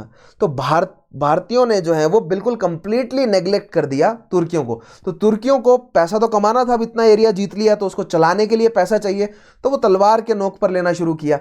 जिसने तलवार के नोक पर दे दिया तो ठीक है, नहीं दिया तो उसको कन्वर्ट करवाओ। अब यहां पर अरेबियंस ने जो है वो जिम्मी का टाइटल दिया था भारतीयों को, याद करिए। अरेबियंस ने कन्वर्जन नहीं करवाई, क्योंकि उन्हें पता था कि भारतीयों को प्यार से निपटाना है, ठीक है। पहले पॉलिटिकल कंट्रोल ले लेते हैं पूरा, फिर उसके बाद कन्वर्जन करवाएंगे। लेकिन तुर्कियों का ऐसा रवैया नहीं था, तुर्कियों का ऐसा टेम्परामेंट नहीं था। उन्होंने पहले ही कन्वर्जन करवाया। उनका क्या था कि कन्वर्जन करवा दो पहले, कन्वर्ट नाउ रिपेंट लेटर वाला काम था उनका, ठीक है। अभी कन्वर्ट करवाओ, 1-2 पीढ़ियों तक जो है वो इनको पूरे इस्लाम की आदत हो जाएगी और इवेंचुअली ट्रेड हमारे हाथ में आ ही जाएगा। जिससे शुरुआत में, इस वजह से शुरुआत में जो दिल्ली सुल्तान है वो बहुत क्या रहे, बहुत गरीब रहे, मतलब इतने ज्यादा अमीर नहीं हो पाए जितना भारत में कैपेसिटी थी। इसीलिए हमें उनका जो आर्किटेक्चर है वो पत्थर का बना हुआ नजर आता है, लेकिन इवेंचुअली उनके आर्किटेक्चर में हमें संगमरमर, कीमती पत्थर और हीरे जवाहरात जो हैं वो मतलब सोना चांदी लगता हुआ नजर आया। तो धीरे धीरे उनके कंट्रोल में पूरा ट्रेड आया, राइट। सो इस सेंटेंस को आप फिर से पढ़िए और समझने की कोशिश कीजिए कि क्या हुआ होगा उनके साथ, right. So during the early 13th century the control of Delhi Sultan rarely went beyond heavily fortified towns, ठीक है। हेविली फोर्टिफाइड टाउन्स के आगे वो कंट्रोल कर ही नहीं सके, जबकि था उनका ही रीजन वो, लेकिन लोगों ने उनकी बात नहीं मानी। और अगर कॉन्फ्लिक्ट होता था तो वो कन्वर्ट करवाने लगते थे, तो लोग गांव के गांव खाली कर देते थे। इसीलिए जब सुल्तान भारत आए ना तो बहुत माइग्रेशन पहाड़ों की तरफ हुआ, ठीक है, नेपाल की तरफ, उत्तराखंड की तरफ, हिमाचल की तरफ, कश्मीर की तरफ, प्लेन से जो है वो बहुत लोग ऊपर की तरफ मूव करें, बहुत बहुत सारी राजपूत फैमिलीज मूव करी, क्योंकि तुर्की जो है वो उनको और कोई तरीका नहीं पता था कन्वर्ट करवाने के अलावा। अरबियों की तरह वो मतलब बहुत प्यार से खेलना नहीं जानते थे, ठीक है। These sultans rarely controlled the remote areas of the cities and were therefore dependent on trade, tribute और plunder for supplies, ठीक है। जो ट्रेड मिले, जो ट्रिब्यूट मिले आसपास से, आसपास के राजाओं से ट्रिब्यूट मिले, गांव तक कंट्रोल नहीं है उनका अभी तक, और जो प्लंडर, जो लूटपाट वो करते थे, वहां से उनको पैसा आ रहा था। दैट मीन्स अभी डीप पकड़ नहीं थी। भारत के जो ट्रेड गिल्ड्स हैं, जिन जो सबसे ज्यादा अमीर हैं, वहां तक उनकी पकड़ नहीं थी। Excuse me. The control of garrison towns in distant Bengal and Sindh from Delhi was extremely difficult. The state was challenged by rebellion, war, bad weather, invasion of Mongols and from Afghanistan, and by rebellious governors. The Sultanate barely survived these challenges. देखिए, सल्तनत, दिल्ली सुल्तानों को भारतीय कर, उनका Indianisation बहुत आसानी से नहीं हुआ, ठीक है। दैट मीन्स अगर दिल्ली से बैठे बैठे, मान लीजिए दिल्ली से बैठे बैठे उन्होंने कलंजर को कंट्रोल करना है, ठीक है, सेंट्रल मतलब जो सेंट्रल इंडिया, राइट, या गुजरात को कंट्रोल करना है जब तक गुजरात उनके हाथ में आए, या बंगाल को कंट्रोल करना है, तो वो कैसे करते थे? वहां के नेटिव को हराया, नेटिव को मारा, उसके बाद जो इमीडिएट सक्सेसर, उसको पपेट गवर्नमेंट की तरफ बिठाया और उसके किले में अपने सैनिक छोड़ाए, इख्तेदार छोड़ाए वहां पर, ठीक है। अब वो इख्तेदार क्या करे जब लोकल लोग उससे ठीक से बात ही नहीं करते, जब लोकल ट्रेडर्स हैं उनके साथ ठीक से बात ही नहीं करते। सो दैट मीन्स ये जो गैरिसन है ये बहुत आसानी से आस पड़ोस के राजा इस गैरिसन को हटाकर उस इख्तेदार को हराकर जीत सकते हैं। दैट मीन्स बंगाल, मालवा, गुजरात, लाहौर उनके कंट्रोल में है, लाहौर तो उनका है, ठीक है, लेकिन गुजरात, मालवा, बंगाल जो है वो दिल्ली सुल्तानों के हाथों से निकलता रहता था बार बार। यानी कि एक कांस्टेंट फेज ऑफ रिबिलियन में रहते थे दिल्ली सुल्तान। क्यों? क्योंकि उनका एडमिनिस्ट्रेशन जो है वो डीप पेनिट्रेशन नहीं कर पा रहा था, जो कि मुगलों का किया, ठीक है। क्यों? क्योंकि मुगलों ने हिंदुओं को अपने साथ जोड़ा, दिल्ली सुल्तानों ने हिंदुओं को अपने साथ, ज्यादा बड़ी मात्रा पे हिंदू राजाओं को अपने साथ नहीं जोड़ा। उन्होंने हिंदू राजाओं को हराया, उनको जबरन उनके सक्सेसर्स को जबरन बिठाया और अपना इख्तेदार बिठाया उनके साथ। यानी सिविल पावर तो किसके पास है? सिविल पावर उस नेटिव रूलर के पास, लेकिन मिलिट्री अथॉरिटी इख्तेदार के पास। और इख्तेदार ही ध्यान रख रहा है कि वो कितनी सिविल पावर अपनी एक्सरसाइज कर रहा है। सो दैट मीन्स एक खटास भरा रिलेशन था, एक आउटसाइडर वाली फीलिंग थी। जब तक वो आउटसाइडर वाली फीलिंग सुल्तानों के साथ जुड़ी रही, ट्रेड में उनको मुनाफा नहीं हुआ ज्यादा। उन्होंने लूटपाट करी, उनको मुनाफा आया, लेकिन उस लेवल का नहीं है जितना मुगलों को आया। क्यों? क्योंकि दे वर स्टिल एलियन। उनको वो जो एलियनेशन की कांस्टेंट फीलिंग है, कांस्टेंट रिबिलियंस होते रहे, उसकी वजह से क्या रहा, एक कांस्टेंट फेज ऑफ चैलेंज में वो रहे, जिससे उनको उतने बड़ा जो है वो इकोनॉमिक गेन नहीं हुआ, जो कि इंडिया के नेटिव्स या फिर उसके बाद मुगल्स ने एंजॉय किया। ठीक है, आगे बढ़ते हैं। The expansion of Delhi Sultanate occurred during the range of Ghiyasuddin Balban, Alauddin Khilji and Mohammad bin Tughlaq. देखिए, इल्बाड़ियों में इल्ततमिश जो है वो थोड़ा बहुत कंसोलिडेट करने में लगे रहे। इल्ततमिश के बाद रजिया के बाद बलबन जो है वो स्ट्रॉन्ग शासक बना। बलबन ने कुछ सीरियस एक्सपेंशन किए। बलबन के बाद लेकिन जलालुद्दीन जो खलजी है वो भी कुछ खास एक्सपेंड नहीं कर सका। लेकिन बलबन के बाद अलाउद्दीन और फिर मोहम्मद बिन तुगलक ने जो है वो, इन तीन शासकों ने कुछ सीरियस एक्सपेंशन भी किया, सीरियस एडमिनिस्ट्रेटिव रिफॉर्म्स भी लाए, जिससे जनता जो है वो थोड़ा उनकी तरफ जुड़ी। खास तौर पे अलाउद्दीन के समय अलाउद्दीन ने जो मार्केट को रिफॉर्म किया ना, उससे आम जनता धीरे धीरे अब सुल्तानों के साथ जुड़ना शुरू हुई। बट स्टिल द लास्ट लॉदीज जो हिंदू शासक हैं वो तो चिड़े ही रहे। किनके साथ? इन सभी सुल्तानों के साथ। हिंदू शासकों को साथ में जोड़ने का काम एफिशिएंटली मुगलों ने किया, अकबर ने। ठीक है, द दिल्ली सुल्तान, इसका मतलब ये नहीं है कि राजपूत राजाओं का रिलेशन अच्छा नहीं था। कुछ राजपूत राजाओं का अच्छा रिलेशन था दिल्ली सुल्तानों के साथ, लेकिन उस लेवल पर नहीं था कि उनको जो है वो भारतीयों का टाइटल मिले, उनका कंप्लीट इंडियनाइजेशन हो। कंप्लीट इंडियनाइजेशन मुगलों का हुआ, ठीक है। Delhi Sultanate had expanded to large part of subcontinent by the end of Muhammad bin Tughlaq's reign, जो कि मैंने आपको मैप में दिखाया ही। The Sultanate collected taxes from peasantry and dispensed justice in its vast territories। ठीक है, देखिए ये है मोहम्मद बिन तुगलक का एम्पायर, जिसमें नागौर वाला, ये राजपूतों वाला रीजन, गुजरात को ऑलमोस्ट वो कंट्रोल नहीं कर सका, ठीक है। कलिंग वाला रीजन, या आप कहें कि गोंडवाना वाला रीजन, और एक्सट्रीम साउथ वाला रीजन जो है वो मदुराई वाला रीजन डायरेक्ट पॉलिटिकल कंट्रोल में नहीं आया। और ये जो रीजन डायरेक्ट पॉलिटिकल कंट्रोल में था भी, ये भी ज़्यादा समय तक नहीं टिका। तो आप कह सकते हैं कि सुल्तानों में सबसे बड़ा एम्पायर मोहम्मद बिन तुगलक का था, ठीक है। और मोहम्मद बिन तुगलक के रिफॉर्म्स, या उससे पहले खलजी ने जो रिफॉर्म्स कर दिए थे, ठीक है, उससे पहले बलबन ने जो रिफॉर्म्स इनिशिएट कर दिए थे, उससे धीरे धीरे हालात सुधर रहे थे। लेकिन अभी भी भारतीय लोग सुल्तानों को आउटसाइडर ही समझते थे, ठीक है। इनफैक्ट मुगलों को भी आउटसाइडर ही समझो, बिल्कुल ही मतलब कट्टर भारतीय थे वो, तो मुगलों को भी आउटसाइडर ही समझते थे।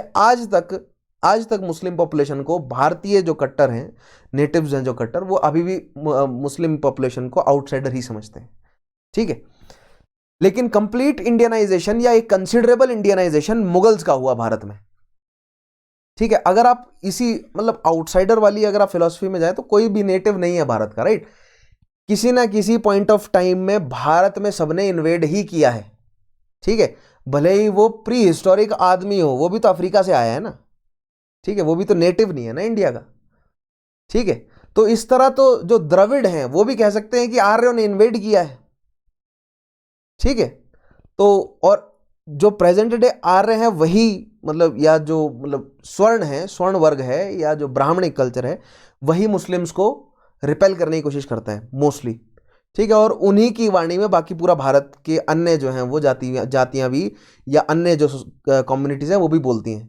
लेकिन अगर यही क्राइटेरिया है आउटसाइडर होने का, तो द्रविड्स भी कह सकते हैं कि नॉर्थ वेस्ट फ्रंटियर से जितने भी इन्वेजन्स हुए हैं, वो चाहे वो मतलब इंडो आर्यंस जो आए हैं, द्रविड़ कह सकते हैं ना कि तुम भी बाहर निकलो, तुम भी तो आउटसाइडर हो, ठीक है। So it is a matter of time, कुछ समय बाद हिस्ट्री जो है वो बदल जाती है, ठीक है। अब वो बाहर से जो आए, ठीक है, उन्होंने अपने हिसाब से सिस्टम गढ़ दिया यहाँ पर, तो जो नेटिव्स थे उनको उन्होंने शूद्र का टाइटल दिया। आज तक उनकी बुरी हालत है, उनकी हालत उन्होंने इतनी बिगाड़ दी कि वो इस चीज़ को एक्नॉलेज ही नहीं कर पा रहे, ठीक है, कि हम जो हैं वो नेटिव थे और हम पर बाहर वाले लोगों ने आकर शासन किया। Same goes for Muslim these Turkics, right. तुर्कियों ने भी तो बाहर से आकर हम पर कंट्रोल किया है ना। और जो द्रविड्स हैं उन पर भी किसने, आर्यंस ने आकर कंट्रोल किया, ठीक है। तो ये थ्योरी जो है वो सस्टेन नहीं करती, ये बेसिकली एक पॉलिटिकल मूव है जनता को मैनिपुलेट करने का, और कुछ नहीं, ठीक है। सो अगर आप एक एडमिनिस्ट्रेटर है तो आप इस डेप्थ में जाकर सोचेंगे, इसको सोचिए, बहुत जरूरी है। सोचने वाला प्राणी बनिए, खुद से अपने कंक्लूजन्स क्रिएट कीजिए, ओरिजिनलिटी ऑफ थॉट डेवलप कीजिए, ग्लोबल पर्सपेक्टिव डेवलप कीजिए, ठीक है। एलिट्स की तरह सोचना शुरू कीजिए। अगर नहीं करेंगे, जो एग्जामिनर है वो यही देखना चाहता है, क्या आपने ग्लोबल पर्सपेक्टिव जनरेट किया या नहीं किया, क्या आपने दुनिया को एक ही तराजू से तोलने की जो ये आदत है, यानी मल्टी परसेप्शनिस्ट अप्रोच आपने डेवलप करी या नहीं करी, ठीक है। तो ये छोटी छोटी चीज़ें बहुत अनिवार्य है एडमिनिस्ट्रेटर बनने के लिए। केवल फैक्ट्स रट लेना, कॉन्सेप्ट डेवलप कर लेना, ठीक है, और मतलब रिपीटेटिव रिवाइज कर लेना, ऑनलाइन 36 सोर्सेज है वहाँ पर ये सवाल सॉल्व कर लिया, उससे काम नहीं चलेगा। जो आप आंसर लिख रहे हैं उस आंसर में दिखना चाहिए, ठीक है, आपकी राइटिंग में दिखना चाहिए। आप जब इंटरव्यू में बैठेंगे तो वहाँ पर एग्जामिनर जो इंटरव्यू पैनल, उनको दिखना चाहिए कि वो पर्सपेक्टिव डेवलप्ड है, तभी वो आपको आईएएस की कुर्सी पर बैठाएंगे। किसी ओझा व्यक्ति को आईएएस की कुर्सी पर नहीं बिठाया जाएगा। मतलब ओझा व्यक्ति कहने का मतलब एक ऐसा व्यक्ति जो मतलब उसके थॉट प्रोसेस में फॉल्ट है, वो बायस्ड है, न्यूट्रलिटी, ठीक है, तटस्थता डेवलप करनी ही पड़ेगी, ठीक है, और करनी ही चाहिए। Not just for an administrator, अगर आप आम इंसान भी हैं, ठीक है, अगर आप सिटीजन हैं तो आपको एक तटस्थ सिटीजन बनना पड़ेगा, बहुत इंपॉर्टेंट है, राइट। और अगर आप वही आम इंसानों की तरह जीना चाहते हैं, उसी थॉट प्रोसेस में रहना चाहते हैं, तो मेहनत मत कीजिए, समय मत वेस्ट कीजिए, ठीक है। आप आम इंसानों के प्रोसेस में रहकर अन्य बहुत कुछ अच्छी चीज़ें अचीव कर सकते हैं, लेकिन एडमिनिस्ट्रेटर बनने के लिए आपको बायसनेस छोड़नी पड़ेगी, न्यूट्रल होना पड़ेगा। और न्यूट्रल होने के लिए आपको मल्टी परसेप्शनिस्ट ग्लोबल परसेप्शन डेवलप करना पड़ेगा। ठीक है, आगे बढ़ते हैं। अब देखते हैं स्लेव डायनेस्टी के बारे में। स्लेव डायनेस्टी में आज हम केवल कुतुबुद्दीन ऐबक के बारे में समझेंगे। With the assassination of Mohammad Ghori at Dhamiak, currently a village in the Punjab province of Pakistan on the banks of river Jhelum in 1206 CE, Qutbuddin Aibak became the Sultan of India and laid the foundation of Mamluk और slave dynasty। अब देखिए, second in rank of Mohammad Ghori was Qutbuddin Aibak, और मोहम्मद गौरी किसी को appoint नहीं करके गया था, और कुतुबुद्दीन ऐबक की ही औकात थी क्या बनने की, सुल्तान। लेकिन कुतुबुद्दीन ऐबक ने फॉर्मली टाइटल गेन नहीं किया, दो he was a sultan but he never gain the title formally. वो अपने आप को एक स्लेव मानकर, एक सर्वेंट, मतलब था तो जनरल लेकिन स्लेव था गौरी का, स्लेव मानकर सर्व करता रहा। ठीक है, but still he was the sultan. अगर आप देखें technically he was the sultan, क्योंकि सेकेंड इन रैंक जो है वो गौरी के बाद ऐबक था। ठीक है, ऐबक ने जो है वो क्या रखा, foundation of slave dynasty. He assumed the title of sultan and made Lahore is capital. ठीक है, अब देखिए यहां पर मैंने एक बहुत जो है वो कॉन्ट्रोवर्शियल सा पॉइंट डाल दिया। अभी मैं कह रहा था आपको कि he never assumed the title of sultan, लेकिन सुल्तान हिंद का टाइटल नहीं। ठीक है, समझ रहे हैं, सुल्तान हिंद का टाइटल ऐबक के बाद उसके जो सक्सेसर्स रहे उसने। सुल्तान एज आप मान के चलिए कि गवर्नर, सुल्तान नहीं होना चाहिए, यहां पर गवर्नर का टाइटल लिया उसने लाहौर, और वो लाहौर के साथ जुड़े रहना चाहता था। दिल्ली में आकर जो है वो फिर इल्तुतमिश से सुल्तान हिंद वाला, मतलब जो दिल्ली सल्तनत है वो फिर उसके बाद डेवलप हुई। लेकिन आप कह सकते हैं, मतलब मैंने बोला ना कंटेस्टेड है, कई जगहों पर कई सोर्सेज में माना जाता है that he was the sultan, कई जगहों पर माना जाता है he was not the sultan, he does not formally assumed the title. ठीक है, लेकिन जैसे मैंने कहा ना कि मेरा कंक्लूजन ये है कि ही वॉज द सुल्तान, इसलिए मैंने ये पॉइंट यहां पर जोड़ा है। लेकिन कई जगहों पर ऐसा माना जाता है कि गवर्नर के रूप में उसने लाहौर को अपनाया, क्योंकि उसे पता था कि ये जो पूरा रीजन है ये मेरा नहीं है, ये घोरी का ही है। ठीक है, he was a slave of घोरी, तो उसके लिए बहुत लॉयल था। तो ये कंटेस्टेड पॉइंट है, ध्यान रखिएगा। कुछ सोर्सेज में सुल्तान कहा गया है, कुछ में नहीं कहा गया है। ठीक है, तो ये एक हिस्टोरियोग्राफिकल अभी भी मतलब कंफ्यूजन इस पर बना हुआ है। सो ये देखिए, so this was the extent under Qutbuddin Aibak. So Lahore से लेकर कन्नौज बनारस तक कुतुबुद्दीन ऐबक के कंट्रोल में।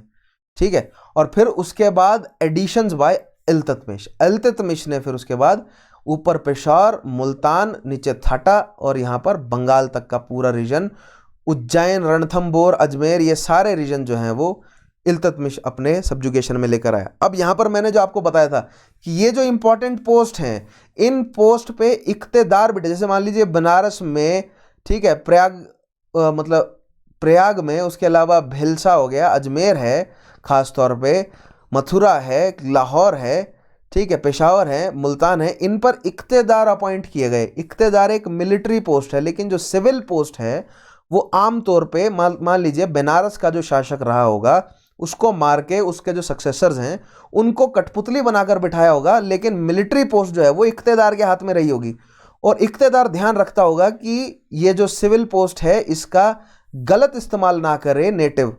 ठीक है, क्योंकि इसकी ज़रूरत इसलिए है क्योंकि लोकल लोग तो ट्रेड, तो लोकल लोग कॉरस्पॉन्ड नेटिव के साथ करेंगे। ठीक है, तो एक नेटिव शासक को, और एक गुडविल वाली बात भी आती है कि सुल्तानों ने नेटिव को बिठा दिया तो सुल्तान जो है वो आक्रमण लूट मार करने नहीं आए जबकि राज करने आए। तो आम जनता में ये मैसेज जाना चाहिए कि सुल्तान शासन करने आया है, ना कि लूट मार करने। इसीलिए नेटिव्स को रीअपॉइंट किया जाता था, लेकिन वो एक पॉलिटिकल मूव रहता था कंट्रोल करने के लिए। ये बात जो रूलर्स हैं उनको तो समझ आती थी, ठीक है, जनता को भी कुछ हद तक समझ आती थी, लेकिन still the message was this कि सुल्तान जो है वो शासन करने आए हैं, ना कि लूट मार करने। इसीलिए नेटिव्स को रीअपॉइंट किया जाता था, लेकिन उनको सिविल अथॉरिटी दी जाती थी, मिलिट्री अथॉरिटी इख्तेदार के हाथ में रहती थी। इससे सो सिस्टम चल रहा था। क्यों? क्योंकि जो कोर है, गांव गांव का जो ट्रेड है वो हाथ में नहीं आ रहा था। ठीक है, केवल जो ट्रिब्यूट मिलती थी, जो लूटमार होती थी, ठीक है, जो ट्रेड रूट था ये इंपॉर्टेंट, इससे जो कमाई हो रही है वो हो रही है, लेकिन जो गांव गांव से निकलने वाली जो बिल्कुल ठोस रकम है वो नहीं मिल पा रही थी। ठीक है, इसीलिए आप पाएंगे कि जो दिल्ली सुल्तान हैं उनके कंट्रोल में था तो रीजन इंडिया, लगभग पूरा इंडिया, लेकिन उनकी कमाई मुगलों जैसी नहीं थी। मुगलों की कमाई क्यों थी ज़्यादा? क्योंकि नेटिव्स ने उनका साथ दिया, ज़्यादा साथ दिया। ठीक है, अब चैलेंजेस देखते हैं। ऐबक शक्ति में आया 1206 में, जल्दी मर गया ऐबक। ठीक है, घोड़े से गिर गया और जल्दी होगी उसकी मृत्यु। लेकिन उसके सामने इमीडिएट जो है वो चैलेंजेस क्या थे, देखिए ये है ऐबक का रेन। सो अब ऐबक को दिल्ली से अजमेर और बंगाल की तरफ मूव करना है। ठीक है, देखिएगा, सबसे पहले तो independent rulers. Following the death of Mohammad Ghori, Aibak failed to bring Ghazni under his control and it remained a separate kingdom under Tajuddin Yildiz, another slave of Mohammad Ghori. अब देखिए यहां पर फिर मंगोल आ गए इधर तक तो ठीक है, लेकिन मंगोल के आने से पहले वहां पर सेल्जुक और ख्वारिज्मी भी आए। ठीक है, सेल्जुकों का कॉन्फ्लिक्ट चल रहा था किससे? गयासुद्दीन से, और ऊपर से ख्वारिज्मी भी प्रेशर डाल रहे थे। सो गयासुद्दीन की मृत्यु हुई। ठीक है, मोहम्मद गौरी को असैसिनेट कर दिया गया। अब उसके बाद मोहम्मद गौरी का एक स्लेव, उसने गजना को कैप्चर कर लिया। गजना को कैप्चर ऐबक नहीं कर सका क्योंकि वो लाहौर वाले रीजन में एक्टिव था। ठीक है, जबकि ऐबक जो है वो गजना को कैप्चर करना चाहता था, लेकिन उसको पता था कि ऊपर से ख्वारिज्मी बहुत स्ट्रांग है। अगर मैं ख्वारिज्मियों से लड़ने में उलझ गया तो दिल्ली निकल जाएगी हाथ से। ठीक है, और जब अब यहां पर उसको फैसला लेना था कि दिल्ली इंपॉर्टेंट है या गजना इंपॉर्टेंट है, तो गजना से लगाव गौरी का था, ऐबक का थोड़ी था। तो ऐबक ने गजना जाने दिया और दिल्ली को कंट्रोल में किया। ठीक है, याल्दोज, ठीक है, याद रखेंगे आप, Tajuddin Yildiz, another slave of Mohammad Ghori. Nasiruddin Qabacha, also a slave of Mohammad Ghori, became independent ruler of Sindh and Multan. अब देखिए ये रीजन मोहम्मद गौरी के कंट्रोल में थे। ठीक है, ये रीजन मोहम्मद गौरी के कंट्रोल में थे। यहां पर वाला रीजन तो गया यल्दोज के अंडर। ठीक है, सिंध मुल्तान वाला रीजन गया कबाचा के under. Adding to his glory and prestige, he also wanted to bring other part of India under his control, thus being one major obstacle in path of Aibak. और ऐबक के कंट्रोल में लाहौर और दिल्ली और कन्नौज वाला रीजन। ठीक है, ये ऐबक के कंट्रोल में। अब ये अजमेर राजपूतों का पूरा रीजन जो है वो कंटेस्ट के लिए खुला है। ठीक है, बंगाल पूरा कंटेस्ट के लिए खुला है। सिंध मुल्तान में कंट्रोल एक स्लेव का काबुल मतलब खरासन वाले एरिया में, और एक का लाहौर दिल्ली में। और अंत में जीता कौन? लाहौर दिल्ली। ठीक है, क्यों? दिल्ली की prominence. Neglecting consolidation of empire, Ghori as well as Aibak failed to look into the internal matters of the country as they remained busy in expeditions. They had no time to look after the work of organisation and consolidation of the empire. अगली समस्या देखिए क्या है। ऐबक के लिए समस्या थी कबाचा। क्यों? क्योंकि कबाचा जो है वो बहुत आसानी से दिल्ली, कबाचा ने अगर मुल्तान के ऊपर लाहौर कंट्रोल कर लिया ना, मान लीजिए ऐबक अगर यहां पर राजपूतों से लड़ने में बिजी हो जाता, ठीक है, तो कबाचा जो है वो बहुत आसानी से लाहौर जीत लेता। और एक बार मैंने आपको बताया लाहौर जिसके कंट्रोल में आ गया, लाहौर सिंध मुल्तान ये जिसके कंट्रोल में है, वो बहुत आसानी से दिल्ली को जीत सकता है। क्यों? क्योंकि हाईली प्रोडक्टिव रीजन है, ट्रेड रूट में पड़ता है, तो प्रोडक्शन भी दे रहा है, ट्रेड भी दे रहा है। इसको कंसोलिडेट करो और फिर एक्सपेंड करो ईस्टवर्ड। तो ये समस्या थी ऐबक के लिए, और यही समस्या घोरी के लिए भी थी। External threat, so internal threat तो थे ही। इंटरनल थ्रेट ये था कि अगर एक्सपेंड करने के चक्कर में कहीं लाहौर ना निकल जाए। ठीक है, एक्सटर्नल थ्रेट देखिए क्या क्या था।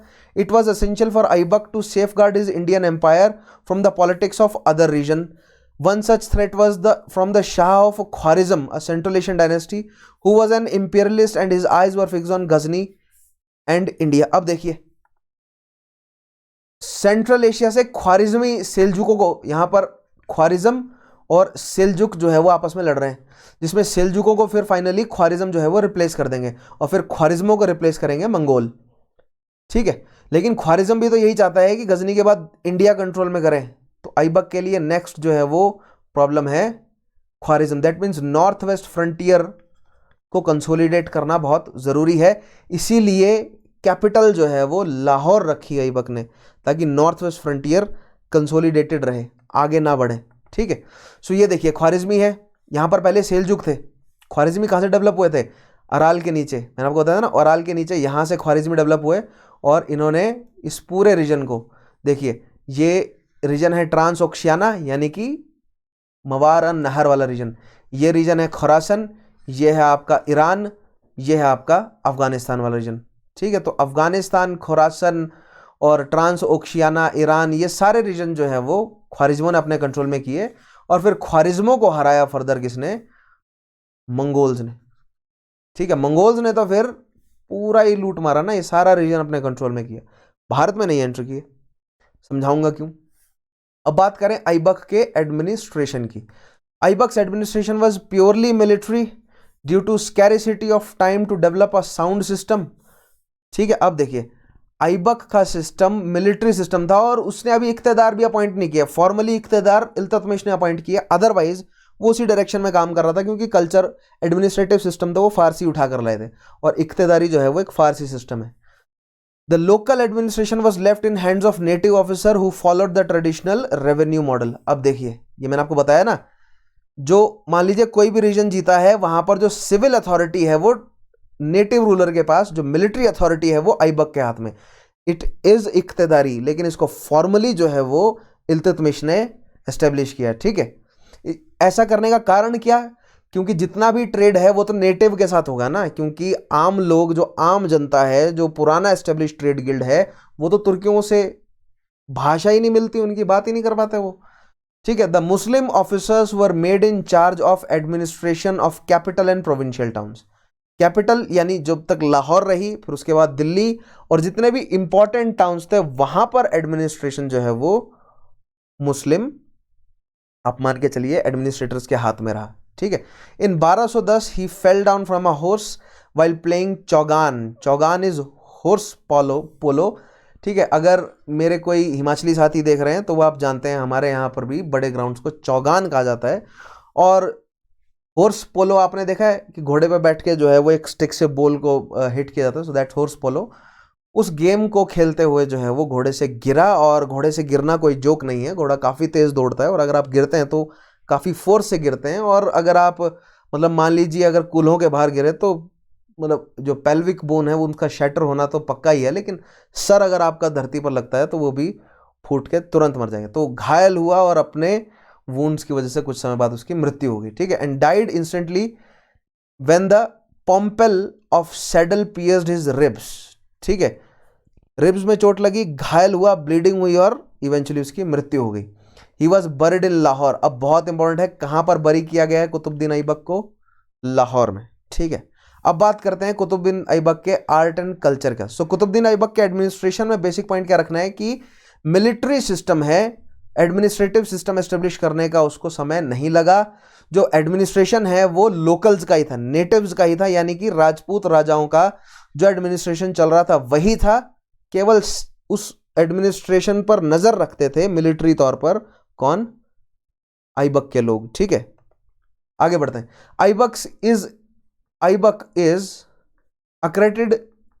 accredited with the construction of Quwwat ul Islam mosque Delhi, 2.5 Din ka Jhonpra mosque in Ajmer, and Qutub Minar complete by successor Iltutmish in Delhi itself. Right, so अब यहां पर ऐबक के द्वारा 3 ये बिल्डिंग्स हैं, ध्यान रखना है आपको। कुवैत उल इस्लाम मस्जिद, तो ये मॉस्क बनाने का मतलब क्या बनता है? देखिए, आम जनता क्या बोलेगी कि अपने धर्म को प्रोपेल करने के लिए, ठीक है, लेकिन एडमिनिस्ट्रेटर क्या कहेगा कि सोशियो इकोनॉमिक सिस्टम एस्टेब्लिश करने के लिए।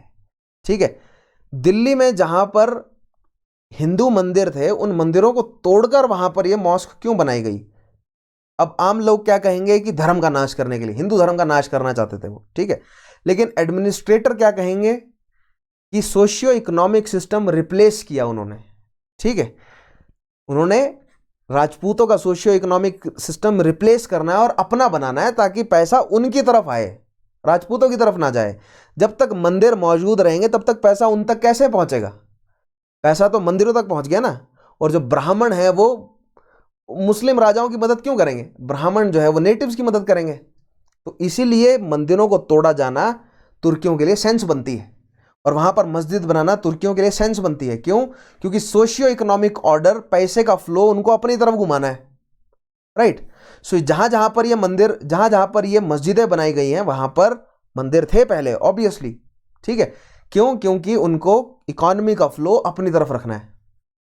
He was known as Lakh Bakhsh और giver of lakhs because of his generosity. Delhi पहले लूटी, लोगों को मारा और फिर पॉपुलर जो मतलब सपोर्ट है उसको गेन करने के लिए लोगों में पैसे बांट दिए और टाइटल अज्यूम कर लिया Lakh Bakhsh. So it is a political move again. Aibak was also patron of literature. Fakhr e Mudabbir who wrote Adab al Harb, etiquettes of war, dictated his book of genealogies to Aibak, dedicated his book of genealogies to Aibak. The composition of Hasan Nizami's Tajul Masir is a work primarily dealing with Aibak. तो ये दो important किताबें आपको ध्यान रखनी है। अदब al herb किसके द्वारा लिखी गई? फ़क्र ए मुदब्बिर, और उसके अलावा हसन निजामी की ताजुल मासीर जिसमें ऐबक के बारे में हमें जानकारी मिलती है। ठीक है, अब मुझे आप तुरंत कमेंट में बताएंगे कि कुतुबुद्दीन ऐबक किस सूफी के नाम पर बनाया गया है? तो सॉरी, कुतुब मीनार किस सूफी के नाम पर बनाया गया है? कुतुबुद्दीन ऐबक के नाम पर नहीं बनाया गया है। ठीक है, तो आप मुझे उस सूफी का नाम बताएंगे कमेंट में। यह है आपका 2.5 दिन का झोपड़ा और ये है आपकी मस्जिद कुवात उल इस्लाम। ये तो थोड़ा सा अच्छा सा रूप है इसका, टूटे हुए से दरवाजे आपको नजर आएंगे, बहुत पुरानी है, तोड़ दी गई है बहुत बुरी तरह। और आप अगर कुतुब मीनार जाएंगे ना तो वहां पर देखने को मिलेगा कि मंदिर भी थे वहां पर कभी। ठीक है, तो ये देखिए, ये हेट नहीं है। आम इंसानों को किस तरह टारगेट किया जाता है, जो आम जनता है ना उनको हेट बताई जाती है कि ये मुस्लिम लोगों की हिंदू धर्म के लिए हेट थी। नहीं, ठीक है, जो मुस्लिम शासक है उनको इकोनॉमिक ऑर्डर अपनी तरफ घुमाना है। मंदिर जब तक नहीं हटेंगे, मस्जिद जब तक नहीं बनेगा, इकोनॉमिक ऑर्डर उनकी तरफ नहीं घूमेगा।